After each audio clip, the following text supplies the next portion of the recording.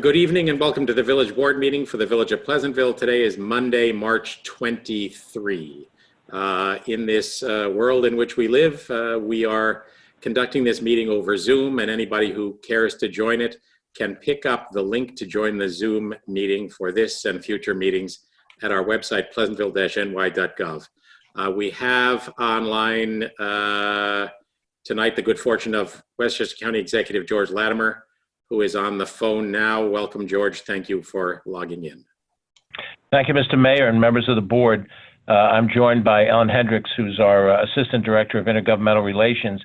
And we just wanted to go over very quickly the status of the COVID-19 coronavirus situation in Westchester, and then open it up to any questions that the board might have so that we can be as good a partner to Pleasantville as we can be. We all realize that we're in a completely uncharted area. All of us are just kind of figuring out how to solve these things as we go along.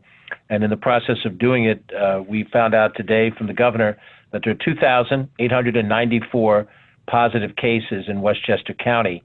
There's 20,800 in the state, 2,894 in the county. 3 weeks ago today, we had our first positive case. So in the space of 3 weeks, we've gone from one case to 2,900 cases, which is gives you an idea of how this contagion expands and how it affects people all over the county.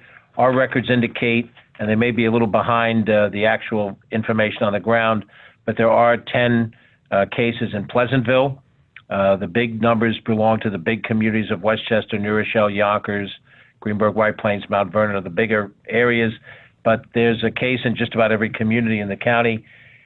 And because we are testing at a higher rate than any other county in the state, including New York City, proportionate to our population, we expect we're going to get more positives every day, but we're also going to get more negatives, and we're going to get a better chance to see exactly what we have to do to cut back on social contact, which is the only tool we have available. There's no antivirus to fight this. There's no vaccine to fight it. We may get those things in due time, but for right now, we don't have them. So all of our activities are designed to prepare for the surge when a high percentage of people get ill at the same time, and then also to deal with a host of different things that we as a county can do. Rapid fire, the county has allocated the county center to the State Department of Health to be available for temporary hospital beds. We have capacity in our hospitals right now to cover a small growth of these things, but it's happened in Italy and China. If the contagion and the disease gets so serious that we have many people going to the hospital, many more than we can handle, we'll need backup location, and the county center will perform that function, we hope, adequately.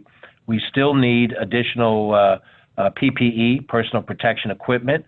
We need ventilators. We need trained operators, nurses, doctors, a host of different things in order to do the best we can to save lives. And so we're trying to do all of those things. But at the county level of government, setting aside a location to do it is part of it. And our Emergency Operations Center, which is just down the road from you in Hawthorne, is the county government clearinghouse that collects all the orders requesting PPE and sanitizer from local organizations, local governments. In the case of the village, you have to go through the town, I guess. But we try to provide it based on your requests, and we get it from the state.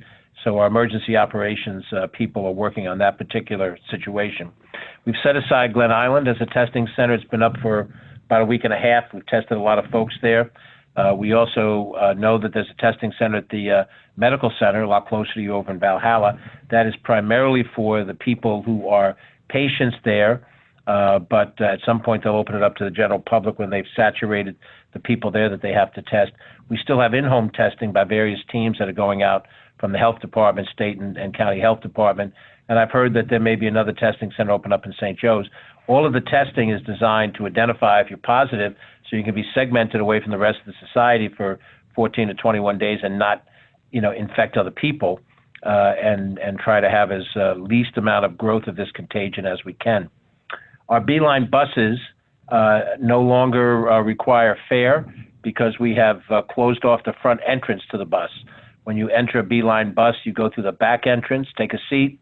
You don't have to pay because we're protecting the bus drivers. We've cordoned off the first few rows behind the bus driver so that people going in and out of the bus don't come close to the bus driver and potentially give the disease to the bus drivers. If we lose our bus drivers, we won't be able to run the system. So we have to protect their health and make sure that the system can still run. And that change started in effect today on all of our bus lines.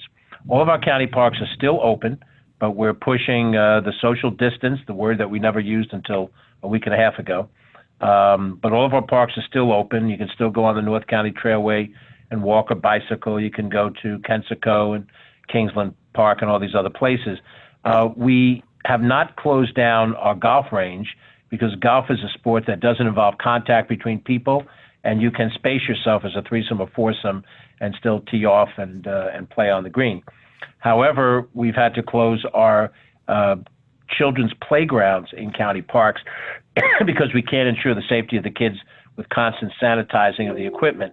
And we'd have to do that to make sure that the coronavirus did not stay on surfaces and the kids pick it up and become contagious. So it seems a little unfair to let golfers do their thing, but little kids on playgrounds can't.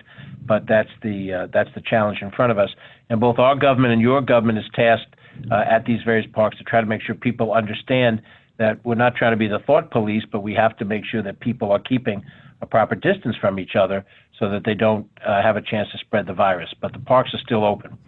We know that there's a terrible economic impact to this virus with the closing of all these institutions. The governor's closed bars, restaurants, gyms, health clubs, beauty parlors, barber shops, nail salons, you name it.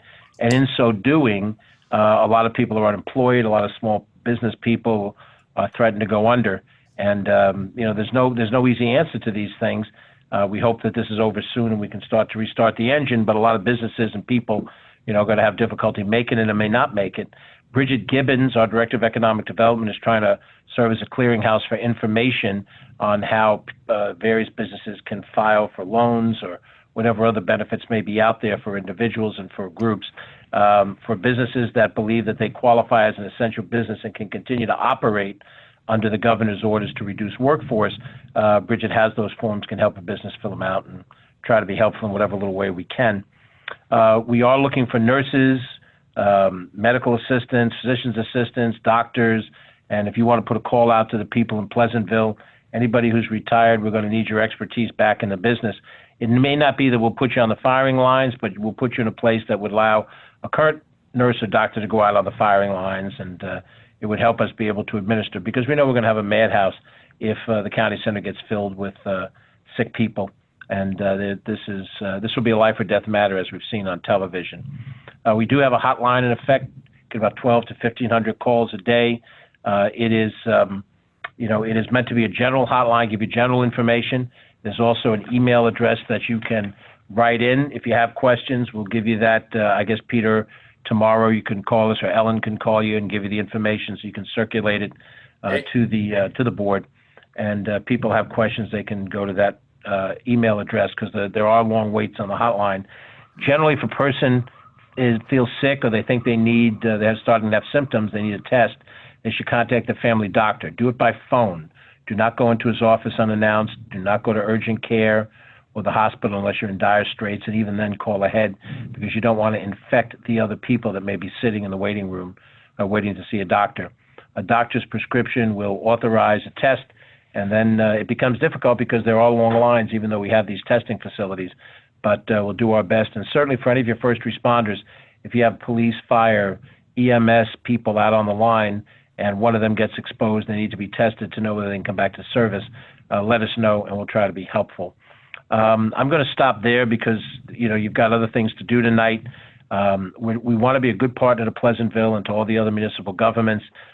We know that there are things that you can't do and we can't do, and even the state can't do. So we look to the higher levels of government for their leadership. We're very proud of what the state's been doing under Governor Cuomo, and we hope that all levels of government will be working in harmony to do one basic thing, and that's to save lives. Well, thank you, sir. Really, I think an extraordinary effort on your part and the entire county team, and a shout out to Governor Cuomo, who has been remarkable in all of this. I'm struck by what he has said a few times and said today, that the wave is growing and we're just wondering when it will crest and break. So, we hope for the best. We certainly do. Very much appreciate it, and thank you for calling in. We'll help in any way we can too, just as you have been so helpful to us. Thank you very much, Peter, and have All a good night all. Thank you, Peter. Good night. Thank you. Good night. All right, thank you, County Executive Latimer, for that update. Back to a few announcements. As you know, we've closed Village Hall as well as other village buildings, and as a result, we are trying to maintain business as usual via the Zoom platform. So our next regular meeting after tonight is on Monday, April 13, a work session at 7 p.m., which is going to be on Zoom as well, followed by a regular, normally televised session at 8. So what's going on is that anyone who's interested in participating or listening to those meetings can do so by picking up the Zoom invitation that is going to be available on our pleasantville-ny.gov website. And then those Zoom meetings are being recorded and will be then available for anyone who might wish to watch them at pctv76.org, same as you would have watched the video of a regular meeting. So I think we'll get better at all of this as we go, but thanks to a whole bunch of different people throughout the village, we're, I think, up and running with a pretty reasonable mechanism to keep the wheels turning and to keep all of us away from one another. So that's a segue to what the county executive already said, which is that social distancing could not be more important. Easy to look around one's home, one's yard, one's neighborhood and say everything seems fine at the same time as they're standing up a field hospital in the county center. So what the reality is that it's everybody's personal, community, and social obligation to our nation to avoid spreading this virus. Playgrounds are closed. Basketball courts outdoors are closed.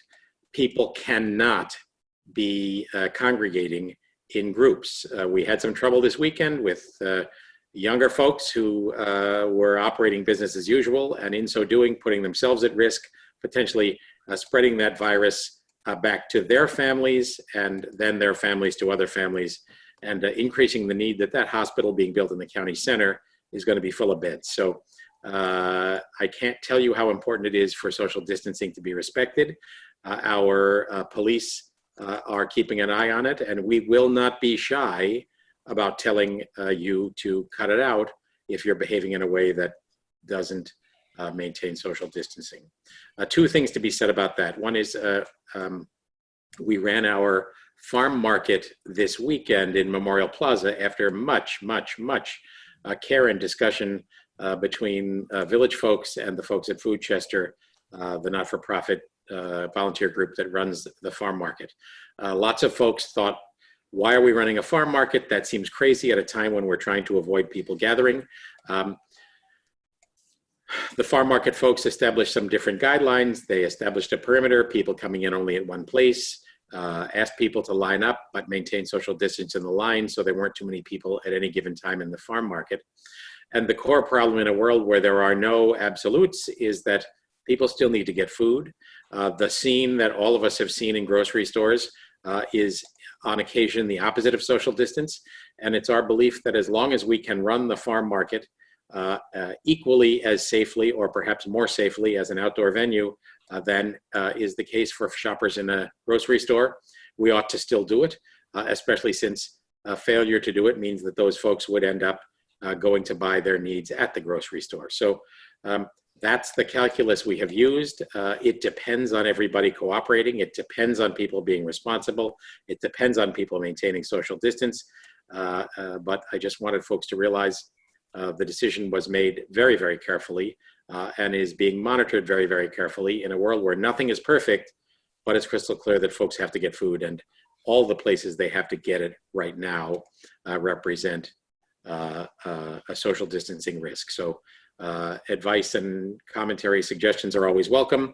You can find all of our email addresses at pleasantville-ny.gov, and we encourage folks to provide feedback. But in the meantime, please, social distancing is critical and central to maintaining the safety of all of us who might potentially come down with this, and even more so to the folks who run and manage the hospitals, who are at this point dealing with a pretty serious ramp up in what may easily turn out into an unmanageable condition if we don't follow the rules. So a couple of things to be said along the way. As mentioned, Governor Cuomo has been extremely helpful.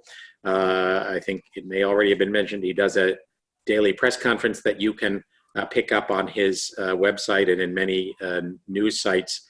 But you can also go to coronavirus.health.ny.gov and sign up for email updates, which I encourage everybody to do. I think the state has been providing admirable and clear direction. So that's coronavirus.health.ny.gov. Here in the friendly confines of 10570, we encourage you to go to pleasantville-ny.gov. If you haven't already done it, in the left-hand column, news and announcements, click on that and you will have an opportunity to subscribe to news and announcements. If you're interested in these Zoom meetings that are going to be run for our village board and our various boards and commissions, that's the place to sign up for agendas, and you will get an email telling you how to watch. Top of that page, just above the Pleasantville clock, you'll see a link to our Facebook page. You can also get to the Facebook page by Googling for it. We are posting a series of videos. I've done a couple, David and Nicole have done a couple. Paul Alvarez, who is our trustee in waiting. We were to have an uncontested election last week. The village elections have been postponed. So Steve Lord remains a trustee shackled to the desk until an election is permitted by the state. Thank you, Steve, for stepping in. The right guy on the job because of Steve's background in all kinds of emergency management. But Paul, who will be a trustee as soon as we can get an election accomplished and swear him in, is going to be helpful in 1,000 ways. And one of the ways he was helpful was to do a video post in Spanish, and that has been a subject of a lot of interest to folks. You can pick that up on our Facebook page. You can pick up those videos if you prefer at pctv76.org. But we're putting out a series of short videos every day or a few days to try to keep in touch with both the hard facts of what's going on, as well as some of the ideas we have about the way in which we could normalize our lives. Then the last thing I wanted to say in this long-winded series of announcements is, for all of us, this represents a very serious economic risk. Every one of us confronts that individually. We certainly confront that with the village budget and with the county budget and the state budget. But very close to home, as you already know, with New York on pause, non-essential businesses are closed, but restaurants, bars, delis are permitted to have takeout and delivery. And a number of our retailers have online ordering, phone ordering, email ordering with the capacity to ship you the goods you might want, as well as to arrange a pickup the same way you might pick up takeout food. So it will be an enormous help for all of us to be thinking about the way this economy looks as we emerge from this, whenever and however we do. But in the meantime, if you're thinking about getting takeout food, do it here in Pleasantville, New York. If you're thinking about getting books, if you're thinking about getting coffee beans, if you're thinking about any of the services that might be available in stores that are otherwise closed, you can take a look at pleasantville.com. That is the website for the Pleasantville Chamber of Commerce. They have been serving as a clearinghouse for info for the available services from our various merchants, and it's a good place to get a summary of what's going on. And then perhaps, as is obvious to so many of us, a special shout out to the folks at Pleasantville Pharmacy. Obviously, pharmacies fall into the essential business category, and those folks are providing yeoman service in a time of significant need. So don't hesitate to remember that there are an awful lot of people out there to deliver all these services, including the folks that are loading grocery shelves and managing all of that. And they are in some respects putting themselves at some risk in order to make it possible for the regular part of life to operate. Thank you to all of those folks. A special shout out, obviously, to our first responders, the police, the folks at Pleasantville ambulance corps, and to all of the healthcare givers who are involved in this epic battle. Pretty crazy stuff, but some inspirational moments amid all of it. So village services continue. We're doing everything we need to do, although everyone who can work remotely is doing so. You can go to pleasantville-ny.gov and find a directory of phone numbers and emails for any service that might be necessary. But we're still delivering the highway and the sanitation services that we always do. Water still comes out of the faucet. The police still call when you arrive when you call. Our folks are out there doing the job that needs to be done. So anybody else have any comments to add to that or announcements to make? Yeah, Mayor, just curiously, is the rebroadcast of this meeting going to be on a Facebook page or not? It's okay. I just didn't know. So I think that's a good idea, and am sure could embed that. Fair to say? Yeah, I mean, I think embedding a video of this length is tricky, but we could put up a link to PCTV and, explain in the post that this is how we're going to be doing our meetings and how to access those. I mean, we could link it each time just so that people can watch it. I think that's a good idea. Yeah. Did you mention the resolution on parking? I'm sorry, my son barged in at one point, so I missed a little piece. The resolution that we're considering on parking meters. Yeah, so we've added to our agenda, for those who looked at it previously, approving a waiver of parking meter fees that will respect the fact that parking downtown is obviously much quieter with all these businesses closed, and we're trying to make it easy for folks to come and accomplish their business and to support our open retailers and take out places in any way they can. So assuming we all vote for it, and in work session, I think it was pretty clear that we will, we're going to waive parking meter fees effective tomorrow through May 2. I'm sorry, through May 2, with fees resuming on Monday, May 4. They obviously wouldn't have been available, required on a Sunday anyway. So we'll revisit that when that date comes, but for the month of April and the remaining days of March, we'll avoid the need for folks to have to pay parking fees. So and the other thing, just Mayor, to reiterate what you said about the governor's daily press conference. It's at 11 o'clock every morning. It's probably posted by 11:30, 12 o'clock. If somebody hasn't watched it live, they can watch it after that. Really important messages, new messages coming out every day, old messages coming out every day though as well. Just really important to watch, and then all those links, of course, that are available for anybody with a computer. You can watch it. So I just agreed, Joe. And you can see that at governor.ny.gov, as well as many other places, but that's the governor's website. And there is live streaming, as well as a link there to his coronavirus page. And honestly, as perhaps every one of us has felt in the course of all this, more information is on the one hand horrifying, and on the other hand reassuring. Horrifying to the extent that we confront a pretty serious challenge here, and reassuring to the extent that amid those challenges, there are a whole lot of people doing a whole lot of good work. So, any further comment of any kind? All right. With that, we will bounce our way to our regular agenda. The first item on our regular agenda is a public hearing on an introductory local law number 2 of 2020 to override the property tax cap for the village budget fiscal year 2020-21. Is there a motion to open that hearing? So moved. Second? second. Welcome to the, all in favor? Aye. Aye. Aye. Welcome to the public hearing.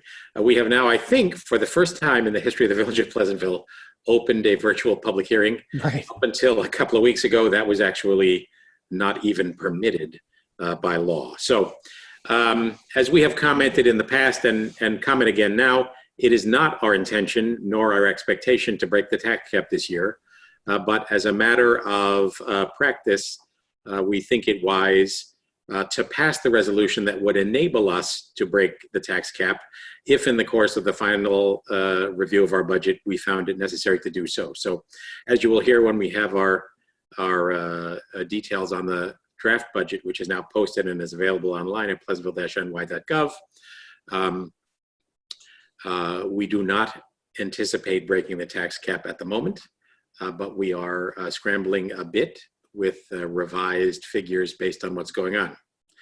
Any further comment on that, Eric Morrissey? No, it's as with everything going on in the world right now, it's very fluid. We're trying to grasp some revenue losses and hope to get more data on that in the weeks to come as the data becomes available. But the draft budget is posted right now, and you can take a look at it. And we encourage folks to do so. But we'll be having a presentation, the hearing on the budget on April 13. That's right. At which point will we see the animated GIFs again? Yeah, we're bringing that out. Yep. Yeah. If it ain't broke. All right. There, to my knowledge, is not any member of the public online at the moment, but because the access to doing that is a little more tortured than it would be normally to come to Village Hall, please do not hesitate to send us questions via email. And again, you can go to pleasantville-ny.gov, click on the Board of Trustees, or click on the administration and find the emails for any of us. If you have a question, a concern, an inquiry about the budget, we encourage you to do so. Mr. Mayor, Yeah. Mayor, Shane McGaffey here, 85 Nanahagan Road. Aha. Yes, sir. I do have a question, Okay. and the reason I'm asking you the question is because it seems to me that this resolution was on like a month ago and was already approved. Is that not the case? No, it was scheduling this public hearing. I see. Okay, thank you. Okay, you're right. Glad to hear from you. It feels like someone's watching, even though it's the guy that's normally in the room with us. Thank you. All right. So absent any further comment, is there a motion to close the public hearing on the resolution on the introductory local law number 2? So moved. Second. Second. All in favor? Aye. Aye. Motion approved. All right. Then we will go to our resolutions in the order that they would have been if we were sitting at the table the way we're supposed to be. How about Nicole, number 63? Okay. Resolved in accordance with Section 510 of New York State Village Law, the Board of Trustees hereby acknowledges receipt of the village fiscal year end 2021 tentative budget from the village administrator, and the tentative budget is attached. Is there a second? Second. Eric, you want to just comment on the contours of the draft budget? Sure. So the tentative budget is tax cap compliant in its current form. It carries a tax rate increase of 1.92%, which for a village homeowner with a home that's $600,000 in value would carry about an $82 village tax increase. It seeks to appropriate over $700,000 from the fund balance to support appropriations and provide some tax relief. It's under the tax cap by about $140,000. It's a tentative budget that looked a lot different about a week and a half ago, but we have pivoted with the knowledge we currently have and made some adjustments. We're expecting the final budget to have some cuts or further cuts on the expense side, as we've tasked our department heads to go back through their budgets and essentially take out any non-essential budget requests. So we were able to pivot on some of it for this tentative budget, and there'll be more changes to come by the time we report back on April 13th. Thank you, Eric. Sure. As you will see in the next resolution, we'll post the public hearing to go through that budget in detail, but as is the case every year, the draft budget gets posted in March. We have through the month of April to hack away at it if there are ways to improve it. This year is kind of an unprecedented circumstance, as Eric already mentioned, that the rug has been pulled out from lots of people's budgets, including lots of people's own budgets at home. But certainly village, county, state budgets are going to be very, very significantly impacted by all that is going on right now. All in favor of Resolution 63? Aye. Aye. Motion approved. 64, Steve. Resolved that the Board of Trustees hereby schedules the public hearing for the village fiscal year end 2021 tentative budget for April 13th, 2020 at 8 p.m. prevailing time via teleconference. Is there a second? Second. Comments or questions? There you have it. April 13 is your chance to hear all about it and to see the animated GIFs, which remind us of Patty Dwyer, A long history, right? who we have talked to recently as well. Shout out to Patty if you're watching, which I hope you're not. You have enough. All in favor? Aye. Aye, motion approved. 65, Joe. Resolved that the Board of Trustees hereby authorizes the village mayor to sign the renewal agreement with the CSEA Employee Benefit Fund for employee dental and vision benefits effective June 1, 2019 to May 31st, 2022. Is there a second? Second. Eric, pro forma delivery of the benefits in the contract. Yep, there's a slight increase in the monthly expense. It's about, $5 for the dental and vision on average, but yes, pretty much pro forma. All right. Any questions or comments? No. All in favor? Aye. Aye. Aye, motion approved. David, 66. Resolve the Board of Trustees hereby approves the minutes of the meeting held on February 24th, 2020. Is there a second? Second. That meeting is... I apologize. I need to change that. That's March 9th. Oh, yes, so it is. All right, so the resolution has been revised to read March 9. Is that okay with the mover and seconder? Yes, sir. Yes, All sir. right. The meeting of March 9th, the minutes remind us that we were visited on that occasion by Senator Pete Harcum, our New York State Senator in this region. He described a bunch of things that are going on in Albany. We talked a bit about the coronavirus in ways that now seem like they were a generation ago. Although we did talk about whether they were going to be able to build additional hospital beds on that Yep. day. That is true. But among the discussions that night was a discussion about the New York State proposal from Governor Cuomo in his executive budget to legalize marijuana, differing opinions in various places about that. The interesting question that actually came up today in Governor Cuomo's press conference was whether major initiatives like that can realistically be hammered out among the differing sides of the story with all that's going on. He indicated that he hopes it can be, but by the same token, time is waning in Albany to deal with what is now an even bigger budget gap. And so I do wonder whether those items will be seen this year, which, depending on one's view, may be a blessing or not in a tough environment where so much else is going on. So any other comments or corrections to the minutes of March 9? All in favor? Aye. Aye. Motion approved. Number 67, Nicole. Resolved that the Board of Trustees hereby approves the following budget amendments as listed below. Budget transfers from finance, conference and training to finance full-time, 2730. From administration, conference and training to administration full-time in the amount of 3,250.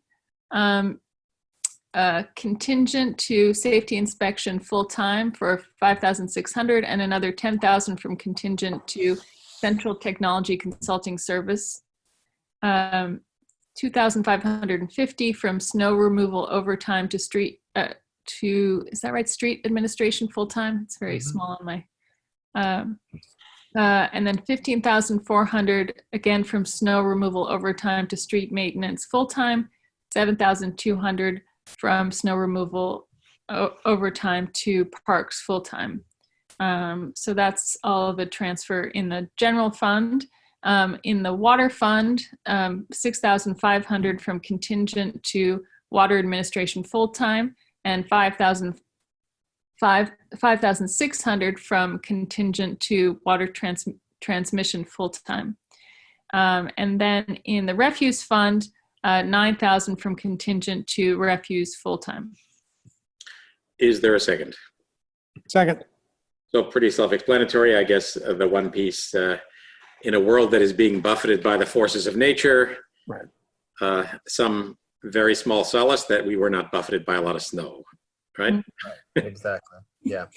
Comments or questions? All in favor? Aye. Aye, motion approved. 68, Steve.